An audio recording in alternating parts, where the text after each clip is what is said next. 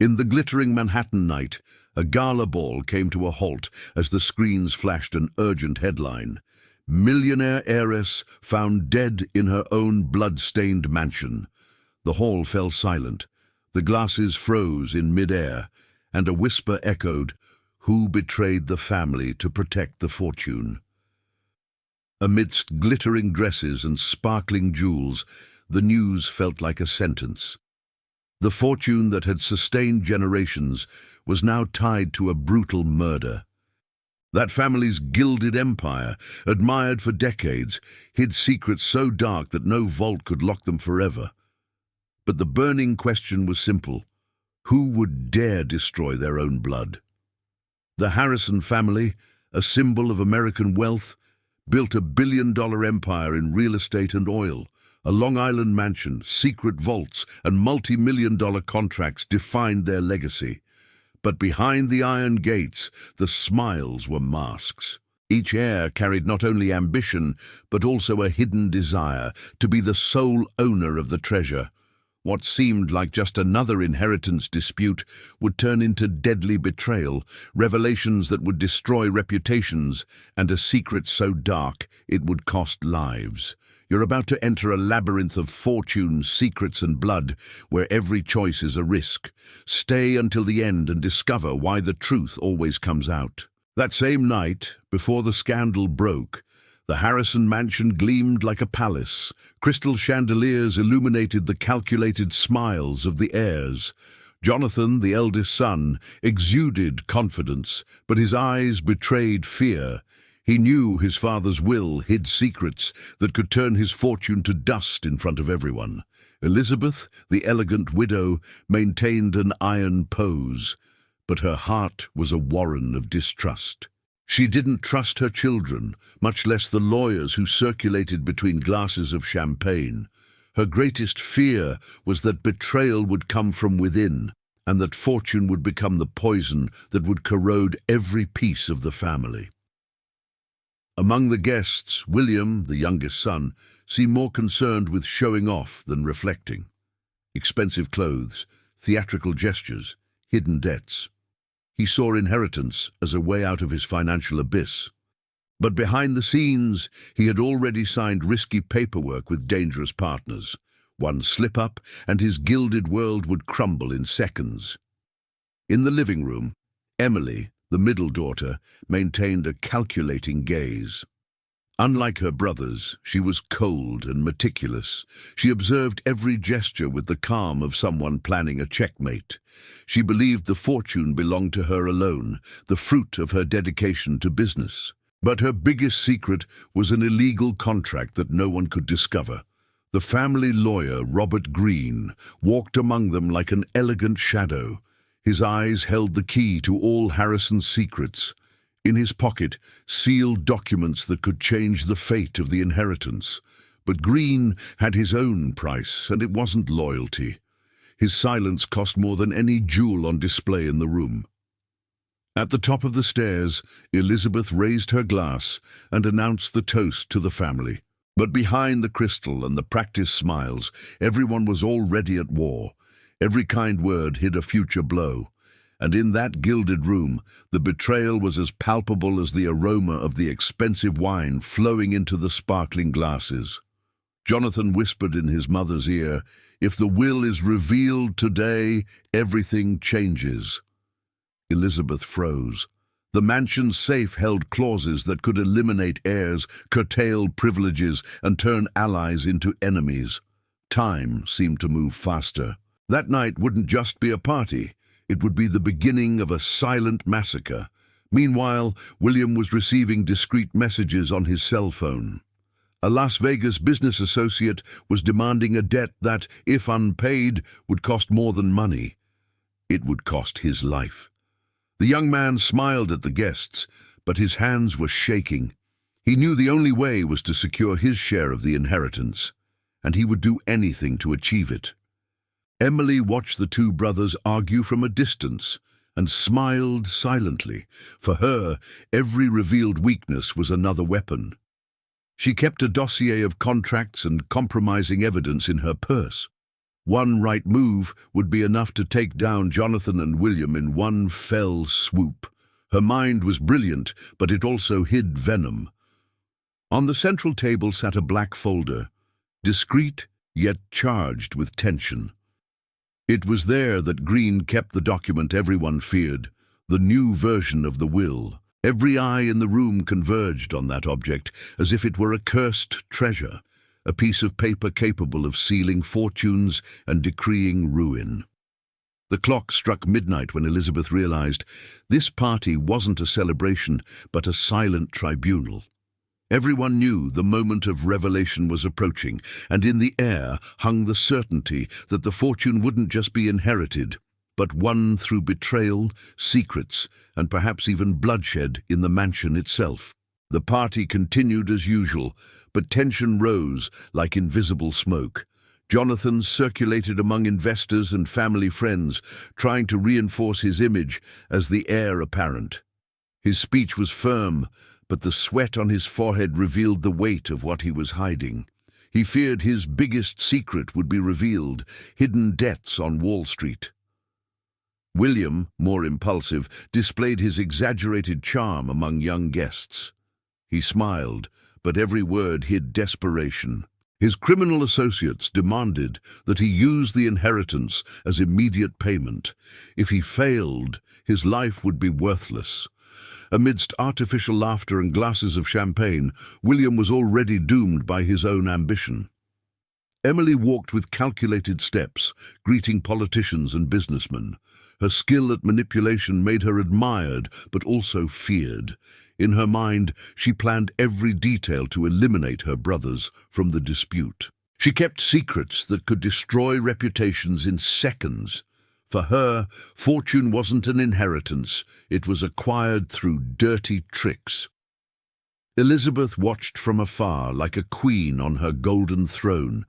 She knew her children were predators among themselves, but she also feared being the next victim. The will, kept in the safe, was not just a document, it was a minefield. If it were opened in front of everyone, hidden truths would come to light, revealing irreparable betrayals. In the middle of the room, Robert Greene, the lawyer, adjusted his tie and smiled discreetly. He was the only one who knew every secret clause. He held the power to decide destinies, but he also carried the burden of temptation. Money, blackmail, and silence intertwined in his mind. He wasn't just a lawyer, he was a central player in the game. A pianist played soft notes, but the atmosphere was stifling. The glitter of jewels contrasted with sharp gazes. Conversations were whispers, laden with innuendo. Each Harrison knew they were being watched, and every word could be used as a weapon. In that opulent ballroom, luxury was merely a facade for deadly secrets. Jonathan, seeking to control the narrative, took Greene aside. "Show me the will now, I want to end this game." But the lawyer just smiled. "The right time hasn't come yet, Jonathan, and believe me, when it does, you won't be the one with the upper hand." The phrase sounded like a veiled threat, and Jonathan shivered. Emily, attentive, observed the conversation from afar. She knew Greene had no loyalty to anyone but himself. This made her smile. To her, the lawyer was a temporary ally, useful only until his cards were played. In the pocket of her purse, she kept evidence that could transform him from ally to defendant in seconds. Meanwhile, William took refuge in one of the mansion's hallways, frantically typing on his cell phone. He promised his creditors that he would soon have access to the family's safe, but he didn't know he was being watched. One of the security guards, hired by Greene, monitored his every move. The siege against William was already set. Elizabeth, pressured by the stares, tried to maintain her composure, but inside, the widow felt her throat tighten. She knew the patriarch's death had not been natural. There were secrets at the hospital, hidden reports, missing insurance contracts. Everything pointed to something darker, a murder masked by luxury and silence. In the ballroom, Emily pulled Jonathan into a toast in front of the guests. "To our united family," he said sarcastically. Jonathan swallowed, sensing the provocation. The applause sounded insincere. With each glass raised, a new invisible gash formed. The union was only a facade. Behind it, betrayals sharpened their blades in the dark. Green took advantage of the distraction and discreetly went upstairs to the mansion's study. There, behind a gilded frame, was the safe. He turned the combination, hearing the metallic click. Inside were the will, confidential papers, and a sealed black envelope. His eyes gleamed. He knew here lay the secrets that could ruin all the Harrisons. But Green didn't notice anyone following him. Emily, silent as a shadow, watched him from the half-open door. She saw the lawyer holding the envelope with trembling hands. Her eyes caught a word written in red: betrayal. Emily smiled, knowing that document was the weapon she needed. The game had just changed. Meanwhile, in the ballroom, William tried to hide his nervousness by dancing with a socialite, but his eyes wandered to the staircase, as if sensing something crucial was happening up there. He didn't know the details, but he sensed that secrets were about to explode. His fear grew with each passing second. Elizabeth noticed the absence of the lawyer and her daughter. Her heart raced. She knew the mansion hid not only safes, but secret passages, inherited for generations. This was how documents were always kept hidden from outside eyes. But now, her intuition screamed someone was about to open a box that should never be touched. Back in the office, Green hesitated. Should he open the envelope or wait for the right moment? His heavy breathing betrayed his indecision. Emily, still hidden, whispered to herself, "Show me, Green. Show me what will destroy this family." The tension was so thick, it seemed to fill the air with the smell of burnt paper and old secrets. In the hall, Jonathan signaled for the conductor to stop the music. Everyone turned. He announced loudly, "It's time for the truth. The will be revealed." The guests stirred, and journalists began to turn on cameras, but the document was still in the safe, in Green's hands. The clock was ticking, and the conspiracy was gaining momentum. Emily entered the room just as Green opened the envelope. Their eyes met. He smiled, unsurprised. "You've always wanted to see this, haven't you, Emily?" She simply replied, "And you've always wanted to sell what doesn't belong to you." Indeed, the exchange was like a spark ready to ignite the Harrison empire. The silence in the office was broken only by the sound of the seal breaking. Green removed the letter and opened it slowly, as if carrying dynamite. Emily held her breath. The words written by the Harrison patriarch revealed a truth that could ignite not only the family, but the entire society that admired them. "The Harrison empire will not be divided equally," Green read, his voice low, almost whispering to himself. "The inheritance goes to whoever proves true loyalty to the family." Emily's eyes widened. The billion-dollar fortune was conditioned not on blood, but on trust. And trust was the rarest currency in that blood-stained mansion. Green looked up at Emily. "Do you understand what this means?" She smiled coldly. "It means none of my brothers will inherit anything, because none of them have ever been loyal." The two laughed silently, complicit for a moment. But deep down, they knew one of them would have to betray the other to survive. The game had become lethal. Meanwhile, in the ballroom, Jonathan stepped onto the makeshift stage. His tone was commanding, but his hands trembled. "My family deserves clarity, and that clarity will be given today." The guests looked at each other, eager for the spectacle. No one realized that, up above, secrets were already being revealed, and that each revelation would cost a life. Elizabeth's chest tightened. She remembered her husband's last words on his deathbed: "Trust no one, not even your children." At the time, she had thought it was delusional. Now she understood he had foreseen the storm. The fortune that was supposed to unite her would be the very one that would tear her family apart. William ran down the hall, panting. "Where's Green?" he asked loudly. The room fell silent. The lawyer was nowhere in sight, nor was Emily. The discomfort spread like wildfire. The young man tried to smile, but the sweat on his forehead betrayed panic. He knew he was behind on the board. Green pocketed the letter and stared at Emily. "You can use this, but you owe me something in return." She crossed her arms. "Everyone here owes someone something, Robert. The difference is I know how to pay with silence or with blood." The tension between them was a taut rope about to snap. In the ballroom, flashbulbs began to pop. Journalists who had managed to get in were making the most of every second. Rumors of the will were circulating around the tables, and guests were already murmuring about betrayals. It was like watching a decadent spectacle of a dynasty about to crumble. The Harrison mansion was becoming a stage for public judgment. Jonathan, impatient, climbed the stairs. "Green, come out now." The voice echoed through the halls, and in response, the office doors opened. Emily emerged with firm steps, Green close behind. In her hands was a black envelope. The room stirred. Everyone felt they were about to witness the end of an empire. Elizabeth rushed to her daughter. "Emily, what have you done?" The young woman smiled emotionlessly. "Just what father always wanted, to expose the truth." Jonathan reached out to snatch the envelope, but Green intervened, holding it high. "This document decides fates, and I will only reveal it when everyone is ready." The suspense suffocated even the coldest of hearts. Emily spoke. "You want to know who deserves this fortune? Then listen." The hall fell silent.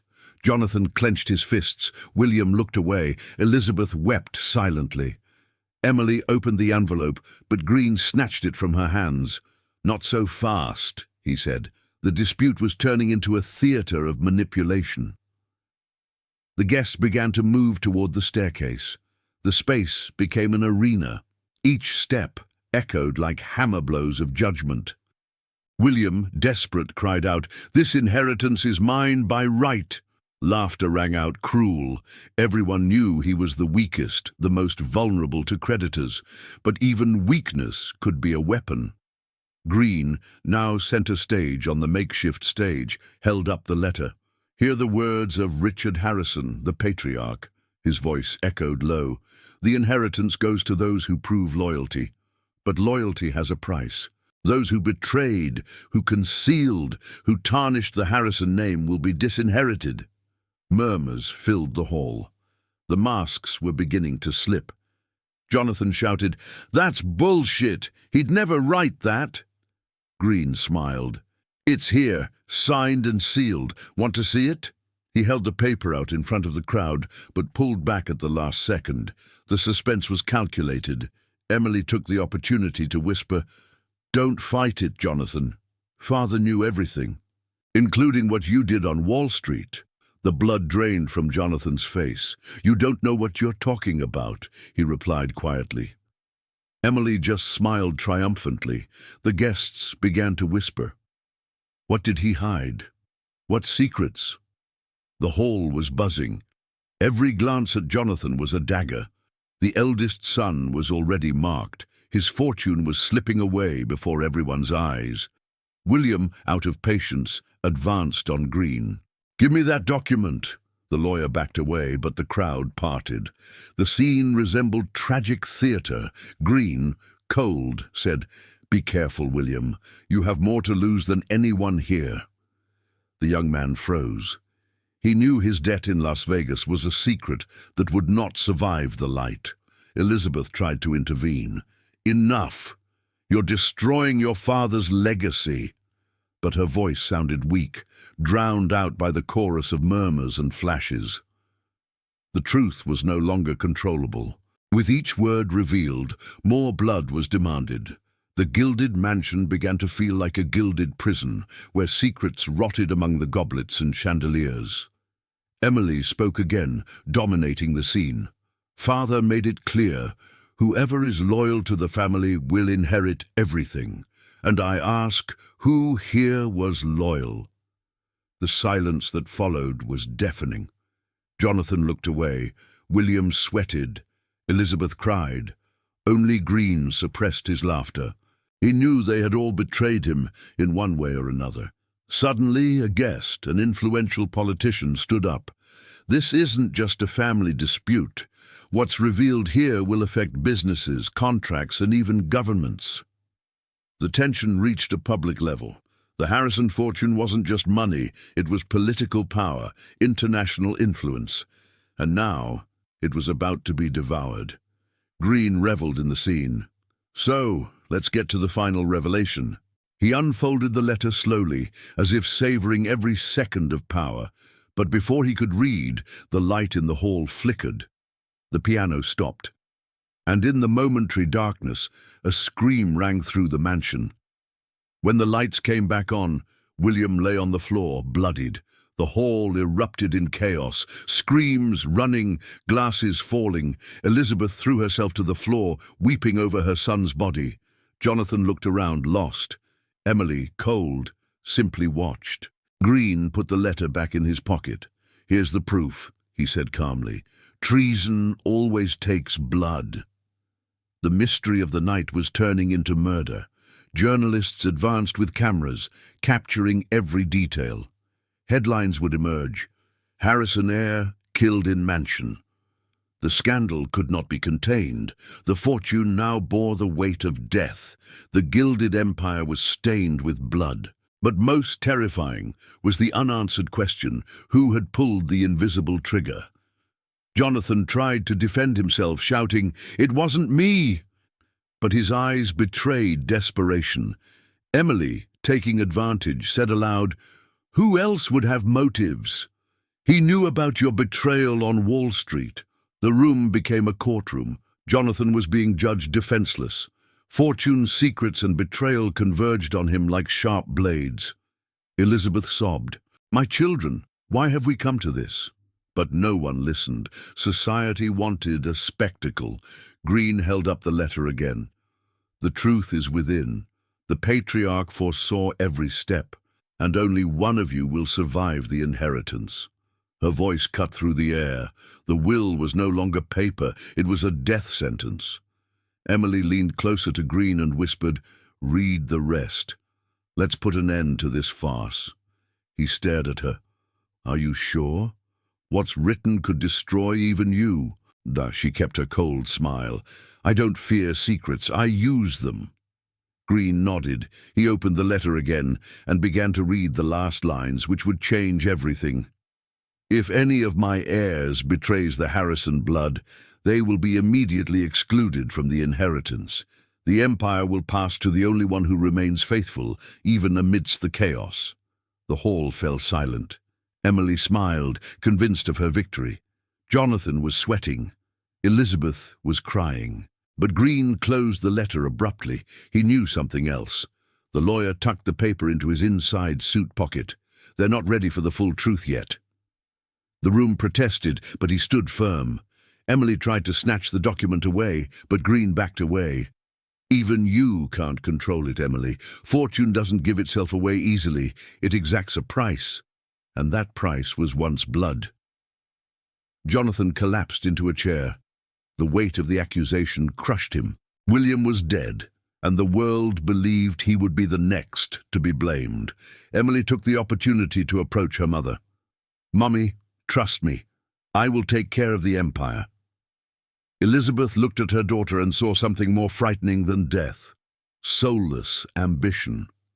Outside, the press had already swarmed the mansion's gates. Helicopters circled overhead. The Harrison affair was becoming a national spectacle. The cameras wanted more than luxury. They wanted blood, betrayal, and secrets revealed. And that night they would have it all. The Harrison empire was no longer just a fortune. It was becoming a public curse. Emily lifted her chin with conviction. "The empire is mine now." Green watched her, chuckling softly. "Be careful, Emily. Sometimes those who believe they're most in control are the first to fall." She ignored him, descending the staircase as if crowned before everyone. But every step she took was followed by looks of hatred, envy, and suspicion. Jonathan glared at her furiously. "You think you've won? This is far from over." Emily responded with a cold stare. The room, still reeling from the shock of death, waited for her next move, because at Harrison Mansion the night was just beginning, and the secrets that remained were even more deadly than the betrayal already seen.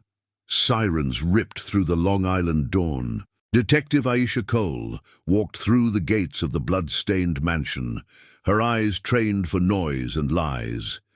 The Harrison fortune was no longer wealth. It was a crime scene. She realized that in that gilded room, secrets breathed through cracks, and that every polite smile smelled of betrayal. Experts photographed the marble, while reporters shouted outside. Green closed his hand in his pocket, securing the letter. Emily watched, calculating. Fortune needed a guardian, and she saw herself as the chosen one. But in the invisible game, secrets change hands like knives, and every betrayal exacts interest. Jonathan escaped to the balcony and called a friend on Wall Street. He wanted to cover his holes before the media dug deeper. The cold wind hit his face and reminded you, the viewer, that wealth without foundation is a house of cards. He needed silence, but secrets in the open sea attract sharks. Elizabeth asked for a minute in the mansion's old chapel. The candle flickered like a confession. "Richard, you tied our fate to the test of loyalty and planted the seed of betrayal." The widow understood. Fortune had become a moral test. Anyone who lied would burn with it. Faith there was less a consolation and more a mirror. Aisha Cole gathered the team in the office. "I want camera logs, a staff list, and all vault entries." The housekeeper, Mrs. Doyle, said she'd heard footsteps in the gallery before the shooting. "Light shoes," Cole noted. "In houses of fortune, light footsteps carry heavy secrets, and those who tread softly tread falsely." The security footage was cropped to millimeters. Someone had edited the timeline. Cole frowned. Internal sabotage. Fortune buys services and silences. Emily watched from a distance, serene. Nothing was more predictable than cameras failing when betrayal decides to work. The secrets were aware of the script. In the library, Green spoke softly to a visiting senator. Protection today, contracts tomorrow. It was the classic exchange. Fortune for influence, secrets for votes. The politician smiled toothlessly. "Just don't involve me in family betrayal." Too late. The smell of murder was already clinging to the suits. Emily called Victor, head of security. "I want the vault logs now." He hesitated, money on his mind. She opened the bag. Metal gleamed like a promise. Fortune buys loyalties for hire, but betrayal is the final receipt. Victor handed over the Times. Someone had visited the vault half an hour before the shooting. Panicked, Jonathan met with a broker in the side garden. "Liquidate the securities, hide my exposure." The man backed away. "With this scandal, you smell like a dirty secret." Jonathan felt the blow. His fortune, once a shield, became a beacon for predators. Silently, he feared he would be the next to fall. Elizabeth read from an old notebook belonging to the patriarch, quotes from a stern mentor.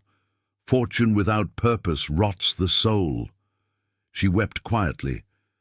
Was this the test? To expose her children to secrets and measure their betrayal? The moral cut like a blade, the wealth that built the family, would open the tomb of the Harrison name. News reports broke in the early hours. Prosecutor's office evaluates measures. The scandal was shifting gears. The Harrison fortune was dragging banks, politicians, and celebrities into the mire. Emily saw an opportunity. When everyone is bleeding, whoever controls the drip-feed rules. But exposed secrets don't go back into the vault. Cole studied the balcony, gunpowder residue on the high railing, an unlikely angle. This isn't a saloon brawl, it's a calculated execution. The echo of the word murder distorted the luxury. fortune became the backdrop, crime the centerpiece. Who had access to the mezzanine? A simple question, an answer fraught with treachery. An overly polite collector arrived from Las Vegas, impeccable suit, crooked smile. William owed us. Death doesn't take away everything. Emily greeted him in the lobby. Fortune and secrets attract vultures. Betrayal opens the door. He wanted money and silence. She offered a promise, a volatile currency. In the studio, Emily bargained, a rare work for its discretion. The man touched the frame, praising the treasure. Beautiful, but I prefer figures. Artistic fortune didn't compensate for the underworld's haste. She realized she would have to use another weapon. Information? He smiled. Secrets, after all, are the preferred currency of the night. Green, alone in his office, flipped the pages of his will. A paperclip, a sigh, a sin. The mirror returned a face trained in conspiracies. Loyalty bought is betrayal planned, he murmured. Fortune would pay its price as long as the pen obeyed, but the pen was already dripping with guilt. Jonathan received an anonymous text message, Boathouse, Vault B. In the lake shed, he found a locked cell phone, short videos, even shorter audio, green negotiating deadlines, names redacted, the word delete whispered like a sentence. Jonathan sweated. Secrets move mountains and prisons. Emily noticed her brother was missing and sent Victor to the lake. Bring him what he caught. Victor ran like a bloodhound, outsourced betrayal, low cost. But Cole was already watching the boathouse. When Victor tried to grab his cell phone, the detective appeared in the cold light with her badge. Jail doesn't accept tips, sir. The device entered the chain of custody. Cole heard a snippet. Without a weak air, the fortune flows. Green's voice. The timbre sounded like it. She didn't celebrate. Secrets speak like ventriloquists. She needed solid evidence, bullet trajectories, safe deposit box times. In crimes of fortune, doubt is the preferred defense. Elizabeth rummaged through drawers in the patriarch's room and found a letter addressed to my queen. If they betray the blood, burn the paper that feeds them. Her hand trembled. Destroying the will meant setting fire to her own history. But the moral was crucial. Protect the name or justice. Secret against secret. A leak shook the market. Harrison Group shares plummeted. A financial blog cited illegal contracts and discreet offshore companies. Emily's jaw clenched. Fortune dies first in the stock market, then in the heart. Jonathan, pale, understood. Public ruin doesn't wait for the family's verdict. Jonathan called a contact at the SEC. I need time. On the other end, only ice. Your house reeks of betrayal, don't call me. The line went dead. Secrets lost their usefulness. The eldest son stared in the mirror and saw his own executioner. The fortune he would inherit was now pushing him toward the abyss. Emily set a trap, a dossier with screenshots, schedules and phone calls that placed Jonathan near the balcony at the wrong moment. Truths mixed with half-lies, the perfect seasoning for betrayal. If the prosecutor bit her, she would cement her position. Valuable assets in houses of fortune, illusion and timing. Green learned about the seized cell phone and activated an old agreement, a friendly judge, a discreet injunction. Violation of privacy. But Cole had anticipated the scam and duplicated the data. Secrets survive when they travel in pairs. Green's fortune lay in legal proceedings. Cole's in patience. The ballistics team pointed out a detail. A second, out-of-step blast coming from the hidden mezzanine. The sound had been drowned out by music and laughter. A botched execution, then an accident. The killer's script had been patched up. In the blood-stained mansion, even the echo betrayed betrayal. The Las Vegas man crossed paths with Jonathan in the back. Your brother's debt has come to you. Family fortune, family responsibility. Jonathan tried to negotiate. He heard laughter. "Bring a safe, or someone will read unwelcome headlines." Blackmail traded secrets for breathing space. Betrayal as a means. An unmarked van stopped on the road. Jonathan almost got in, lured by the promise of resolving this outside the media. Cole intercepted the approach with the short siren that saves fools. "You think fortune buys a way out? It buys handcuffs." Jonathan broke down. "It wasn't me." She didn't console him. She just wrote it down. Elizabeth quietly sold a painting inherited from her grandmother. Emergency liquidation. The auctioneer asked for a discreet description. Fortune dissolves in installments when guilt enters the door. The widow realized the true price of the lie. Each secret cost a memory. On the receipt, the surname faded. Green offered Emily a pact. Join the senator's clan, trading scandal for stability. Marriage is a contract. She weighed the gain. Fortune and power, two sides of the same coin. But in the mirror, she saw her own face hardened. "Loyalty to whom?" she asked. "To whom to pay more?" he replied. She reread her father's notes. "Those who win by shortcuts sleep with enemies." The phrase rang like a ghost. Emily thought of the light footsteps, the camera cuts, the blood on the marble. Winning without loyalty was a chorus of serpents. The fortune she desired required a sacrifice, burning bridges, including internal ones. An investigative journalist published a thread, shell companies in Miami and Panama connecting Emily to side contracts. Nothing conclusive, everything insinuated. Enough. The algorithm loved it. Secrets become entertainment. Betrayal, a trend. The heiress's social fortunes went into freefall. Emily tried to get an injunction, and she encountered a boomerang effect. More eyes, more screenshots, more questions. "Who's so afraid?" the headline said. Public opinion bites with moral teeth and curious saliva.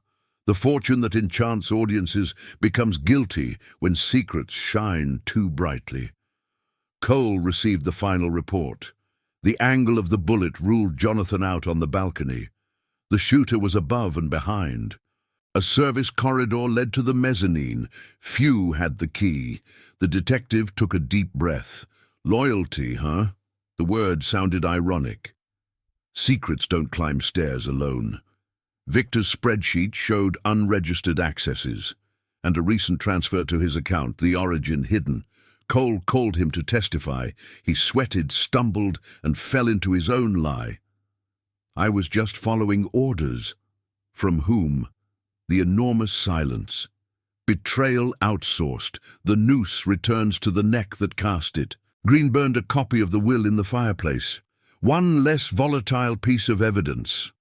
The flame danced in victory, but Cole had photographed the entire version hours earlier. Secrets have a survival instinct when they find a way. Green's fortune lost a battle he never saw begin. In the music room, Elizabeth gathered her surviving children. "Either stop now, or we bury the name." Jonathan begged forgiveness with the eyes of a castaway. Emily smiled toothlessly. "The name is mine to save." Elizabeth trembled. The worst betrayal is the one that seems like a duty. Fortune has become a crown that burns the brow. The coroner sent a final detail. In William's inner pocket, a tiny key with a metal tag, SDB 314. A bank in Midtown Manhattan, discreet hours. Cole eyed the metal as if gazing at an oracle. Secrets have addresses. And the real fortune, perhaps, wasn't in the mansion, but in that box waiting to be opened. The bank box was opened under supervision. Inside were contracts, photos, and receipts linking family members to offshore companies, blackmail, and Las Vegas businesses. Cole took a deep breath. This wasn't just embezzled wealth, it was a map of betrayal. Emily knew before anyone else. "These secrets are my throne," she murmured, already plotting the final scene. The family was summoned to an emergency meeting at the mansion. Journalists waited outside. Helicopters circled overhead like vultures. The Harrison fortune was already a national spectacle. Inside, the central table was covered with papers from the safe and the cash register. It was the climax of a dynasty, secrets against secrets. Jonathan entered, dejected, his face lined from sleepless nights. If they blame me again, I'd rather confess everything. But his everything wasn't the shooting, it was dirty contracts and debts. Elizabeth tried to stop him. Don't open your soul to vultures. He laughed bitterly. The vulture has already landed on the chandelier in this house. Emily introduced herself as hostess. Today the farce ends. Fortune will be taken and secrets will have a price. Dressed in black and gold, she radiated cold power. Green watched her with cynical pleasure. To him, her every word was music, her every gesture calculated. But even conductors fall into their own symphony. Cole distributed copies of the evidence, each sheet a stab. The senator present gasped when he saw his name on the filing cabinets. Businessmen paled. You didn't just inherit fortune, you inherited conspiracies. Her words echoed like a hammer. Elizabeth lowered her head. Emily lifted her chin. Jonathan trembled. A butler dropped a crystal tray. The crash was an involuntary signal for a court. The patriarch saw this coming, Green said theatrically. He knew betrayal would be your currency. Emily leaned in. Then read the rest. But Green hesitated, as if saving the last bullet. The tension was suffocating. Elizabeth stood. My children, stop! Her voice cracked. The Harrison name is greater than our misery. Emily replied icily, No, Mother. The Harrison name is our misery. The room froze. That sentence became a sentence. Betrayal revealed, fortune spat out like a curse. Cole silently noted this was an indirect confession. Jonathan, under pressure, threw the boathouse cell phone onto the table. Here's the evidence against Green, the lawyer laughed. Flimsy fabrications. Cole corrected, We checked. They're real. The room erupted in whispers. For the first time, Green lost his temper. You don't understand. Without me, this fortune is sinking. But it was already sinking. Emily seized the opportunity. The lawyer isn't a guardian. He's a traitor. The words hit like a hammer. Green advanced toward her, but security guards intervened. Elizabeth covered her face. Jonathan laughed nervously. The Harrison Empire has become a circus. And she was right. Each revelation was a macabre spectacle. Cole pulled out the ballistics report. The shot didn't come from the ballroom. It came from the mezzanine. And guess who was there, according to the records? The pause was poison. Victor, head of security. The man's sweat dropped. I've been given orders. Emily closed her eyes, but a smile betrayed her soul. Everyone understood without words. The cry echoed. Emily ordered it. The hall erupted. Emily firmly replied, Don't provoke me. I defend what's mine. Jonathan pointed a finger at her. You killed William. Elizabeth wept. Emily raised the untouched glass to the table. Fortune demands sacrifice. This deadly betrayal was necessary. The cameras captured the toast. Cole stepped forward. Indirect confession. It's on tape. Emily smiled. Detective, don't confuse strategy with guilt. The room was divided. Some believed her, others saw a murderer. But everyone understood. Fortune burns fragile hands. And Emily didn't have fragile hands. She had golden claws. The senator, in despair, stood up. End this. The press is already devouring us. Green laughed. The press doesn't devour, it feeds. Emily agreed. They eat secrets, and I cook secrets. Jonathan kicked his chair. Enough. The physical shock was inevitable. The climax required a spark. Jonathan grabbed Emily by the arm. She didn't back down. Kill me, and you lose everything. Let me live, and maybe you'll save something. Her gaze was razor-sharp. Jonathan hesitated. Cole approached with handcuffs, but before the metallic click, a loud bang echoed. Glass shattered. The crowd ran. Another shot, another betrayal. Green fell, clutching his chest. Blood stained his expensive suit. "Secrets," he stammered, and died on the golden carpet. The lawyer who had manipulated everyone was now a corpse. The room froze. Emily didn't move a muscle. Elizabeth fainted. Jonathan laughed hysterically. Cole shouted, "No one leaves the mansion." The climax had exploded in blood. The shot had come from the garden. Guards rushed in, but found only cigarette butts and footprints. Someone outside was using the chaos as a curtain. Emily whispered, "It wasn't me." Jonathan yelled, "It was you all the way." Cole wrote down every detail. Fortune and secrets can't fit in a single bullet. Betrayal multiplies bullets. The guests tried to leave, but the doors locked. Cole ordered a lockdown. "This mansion has become a gilded cell." The chandelier swayed, reflecting fresh blood on the marble. Emily, in the center, seemed crowned by chaos. The Harrison Empire doesn't fall, it transforms. Cameras rolled. The world saw the fall live. Elizabeth awoke from her swoon. "My God, what have we done?" Her face was like broken stone. Emily stepped closer. "You created us to win, and to win is to crush." Her mother wept.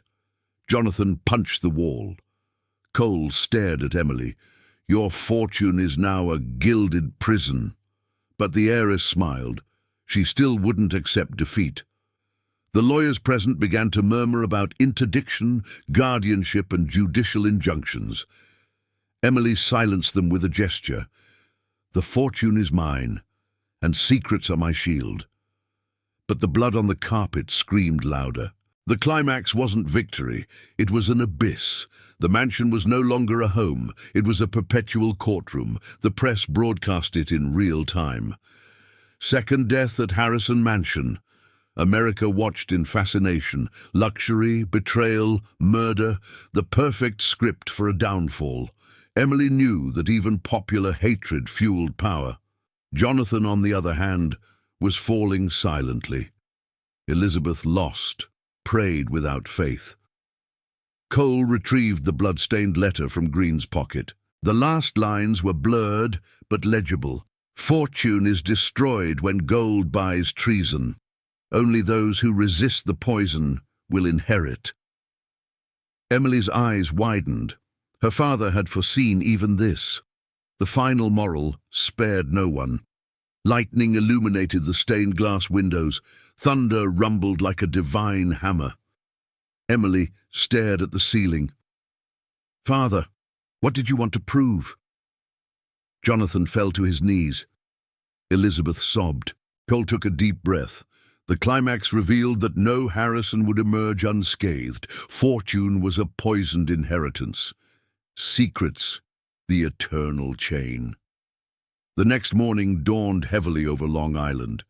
The Harrison mansion was surrounded by patrol cars, journalists, and cameras broadcasting live. The sign on the screen read, "Second death in the Harrison family, fortune shrouded in secrecy." The gold in the house reflected only shame. Cole paced the still-stained hall. Every bloodstain on the carpet was a testament to betrayal. Fortune doesn't kill itself, but it feeds monsters, he thought. Forensics removed Green in a black body bag, while flashbulbs burst from the windows. The empire no longer belonged to the Harrisons, but to the public spectacle. Elizabeth remained seated in the hall, a black veil covering her face. The widow looked like stone. "2 dead in less than a week," she repeated. Emily, standing nearby, showed no emotion. Jonathan stared into space, his mind stuck on the word murderer that the newspapers were already plastering over his name. The news reports were relentless. Reporters said the Harrison fortune could crumble in court, a family divided by betrayal, murder, and secrets exposed. Images of the blood-stained mansion became iconic images of its downfall. The public, fascinated, watched every splash of ruin. At William's funeral, cameras invaded the silence. Elizabeth tried to cry privately, but microphones surrounded her. Emily spoke firmly. "My brother was the victim of secrets that shouldn't exist." Cole watched her. Her speech sounded more like a campaign than a lament. Fortune, even in mourning, was a stage. Jonathan didn't speak. He just clenched his fists, tears hidden behind his sunglasses. For him, his brother's death was both a scar and an accusation. Many whispered, "He knows more secrets." The weight of suspicion clung to him like skin. The fortune seemed like a perpetual punishment. Green's funeral was low-key. Few people attended. A few clients, 2 politicians. No sincere tears were shed. The headstone stood cold, devoid of flowers. "A man of fortune, buried with secrets," a reporter said. Emily didn't show up. To her, Green was a discarded piece. Cole, however, knew the dead speak through papers. Meanwhile, the media discovered the bank's cash register. Headlines screamed, "Fortune hidden in offshore accounts links empire to corruption." Senators, businessmen, and artists were named. The Harrison case was no longer just a family affair. It was a national conspiracy. Each secret revealed widened the circle of betrayal. Elizabeth tried to seek media exile in her Miami home, but helicopters followed her even at the airport. Fortune and anonymity don't coexist. She realized too late. Gold was a shackle, not a shield. "The truth always comes out," she murmured, repeating the phrase her husband had written in his will. Cole was preparing a report for the prosecutor. Murder linked to inheritance dispute, contradictory witnesses, financial secrets under investigation. The document sounded like a family epitaph. Emily knew her time would come. Jonathan feared arrest. Elizabeth prayed for disappearance. The fortune had become a legal target. Reporters camped outside the federal courthouse. Headlines proclaimed Harrison case could redefine inheritance laws. The mansion had become a national metaphor. Where there was gold, there was blood. The public consumed the tragedy like a TV series. Fortune, once a myth of success, was now a legend of ruin. Emily appeared before the cameras, impeccable. "I fear no investigation. The truth will prove my loyalty." Her words sounded calculated. Cole studied her. Every sentence seemed written to protect not only her fortune, but also her image. Behind her cold eyes, however, was fear. Secrets can burn. Jonathan, on the other hand, fled the press. Paparazzi caught him locked in a cheap hotel, his gaze lost, his beard unshaven. From millionaire heir to fugitive from himself, they reported. His fortune became his sentence. With every flash, his downfall was documented. Internal betrayal and external exposure destroyed the eldest son. Elizabeth agreed to an exclusive national interview. Her face was tired, but still proud. "Money doesn't bring peace. Fortune can be a blessing or a curse. In my case, it brought corpses." Her words resonated with millions. For the first time, the matriarch spoke of morality, but it was too late. Secrets had won. William's funeral was rebroadcast in prime time. The image of Emily raising her head, Jonathan downcast, and Elizabeth weeping became a symbol of an era. "Fortune, secrets, and betrayal," read the caption. All of America had already chosen its verdict. The Harrison Empire was guilty of existing. Cole got a call from the FBI. "We need to take this further. Possible international connections." The case was jumping from state to federal. Emily closed her eyes. She knew each layer revealed would be another chain in her gilded prison. Jonathan trembled. Elizabeth just murmured, "The truth knows no rest." Harrison Group's shares fell once again. Investors fled, contracts evaporated. The fortune was ashes. Emily screamed at her lawyers, "Don't let the empire die!" But financial ruin was already spreading like wildfire. The Harrison surname became an example of how secrets destroy more than enemies. That night before the press, Cole made a brief statement. The investigation continues. No secrets will remain hidden. The phrase echoed like a sentence. The mansion, illuminated by police spotlights, looked more like a mausoleum than a home. The Harrison fortune, surrounded by blood and silence, was heading toward its inevitable end. Jonathan was taken to a monitored apartment. It wasn't a cell, but it felt like one. The curtains were always closed, the phone was tapped, and the footsteps of officers were heard in the hallway. The fortune that had once surrounded him was now reduced to cold furniture and the echo of his own guilt. He spoke to himself. It wasn't me. It wasn't me. Emily occupied the mansion alone. The gates were locked. Federal security guards prowled like prison guards. She slept on silk sheets, but woke drenched in sweat. The silence of the gilded corridors was torture. Every creak of wood sounded like her father's voice, reminding her, secrets don't save, they only condemn. Elizabeth took refuge in Miami, but not even the sea brought peace. She sat by the window, watching the waves crash, hearing nothing. Fortune couldn't buy solace. Friends disappeared, churches whispered, neighbors looked away. A widow surrounded by memories, she was now a prisoner of the loneliness that money had created. The Long Island mansion became a symbol of decadence. Camped reporters called it a gilded prison. The closed gate resembled a tomb. Emily paced the hall like a courtless queen, shadows cast by her phantom crown. The fortune remained there, intact in safes, but inert as a corpse. Jonathan grew suspicious of everyone. The sound of the elevator was a threat, the reflection in the mirror an accusation. He wrote paranoid notes, burned meaningless papers. Cole read the reports with regret. Fortune turns to paranoia when secrets dominate the mind. The heir was no longer a man, he was a living ruin. Emily, before the golden mirror, repeated rehearsed phrases like chants. The inheritance is mine. I won. I won. But her voice trembled. The reflection didn't show a triumphant heiress, but a murderer without a verdict. The gold behind her seemed to mock, reminding her that a crown can be a shackle. Elizabeth wrote letters to her dead husband. You have thrown us into an impossible test. Fortune does not measure loyalty, it measures weakness. She wept over smudged pages, then burned them. Smoke rose like an unanswered prayer.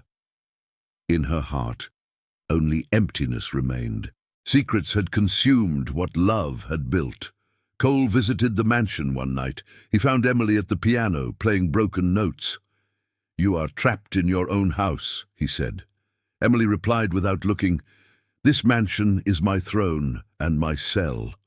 The keys rang like chains. Fortuna had become a crystal prison. Secrets, the invisible bars. Jonathan's mother refused a visitation request. Elizabeth couldn't bear to look at him anymore. You represent failure. He smashed the phone against the wall. He cried himself to sleep on the floor, hugging old photos. Fortune was no longer a dream, it was a curse. Betrayal had separated blood from blood. Emily began walking the halls, speaking to portraits.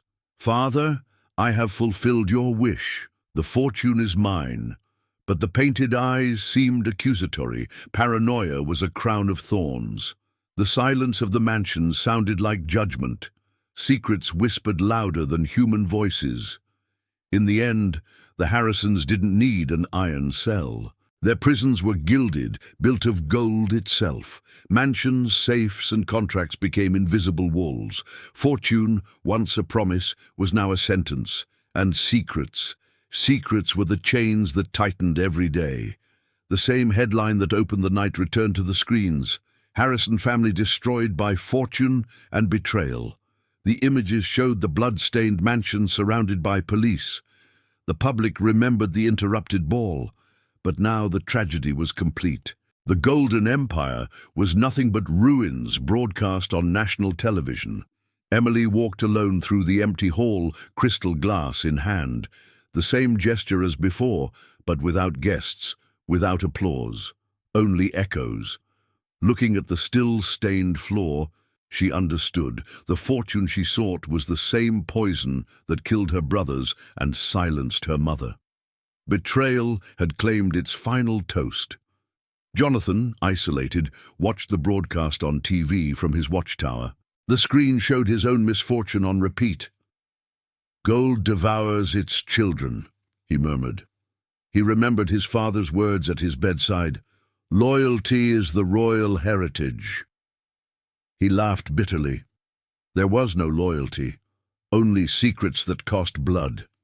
Elizabeth in Miami closed the curtains forever. Her final prayer was short.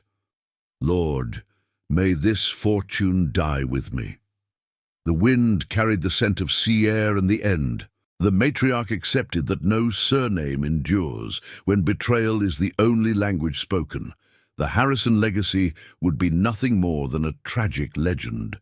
The loop closed on the screen, from the golden ball to the transmitted ruin, from the lavish toast to the public funeral. The narrator concluded, "Fortune without truth is a gilded prison. Hidden secrets always return, and every betrayal, sooner or later, demands blood." The moral echoed clearly. Greed destroys, but the truth always comes to light. The Harrison family story proves that fortune without purpose becomes a curse. Mansions become prison cells, safes become paper tombs, and every hidden secret rots like a slow poison. No matter how much you hide it, the truth finds its way. And when it explodes, it spares no one. Betrayal, disguised as affection, was the common thread that united and destroyed. Jonathan, Elizabeth, and Emily inherited not only riches, they inherited the weight of corrupt decisions. In the end, murder and deadly betrayal forever stained the mansion. The moral is simple. Those who play with secrets end up being played by them. Gold doesn't protect from guilt, luxury doesn't take away pain. The gilded prison is the fate of those who believe wealth buys silence. But silence screams, and the scream claims lives. The truth always resurfaces even amid blood, candles, and headlines. The Harrisons' downfall is a portrait of human greed. And you, the viewer, as you witness this tragedy, must ask yourself, how many secrets hidden in the name of money could cost you your peace? How many silent betrayals corrode brilliant homes? The Harrison mansion is not just a distant backdrop. It is a living metaphor for what power does to those who idolize it. If this story hooked you, share it. Leave your comment. How far would someone go for a fortune? Subscribe to the Hidden Fortunes channel for more real and fictional stories about luxury, secrets, and betrayal. Because in the end, there will always be another blood-stained mansion waiting to be revealed.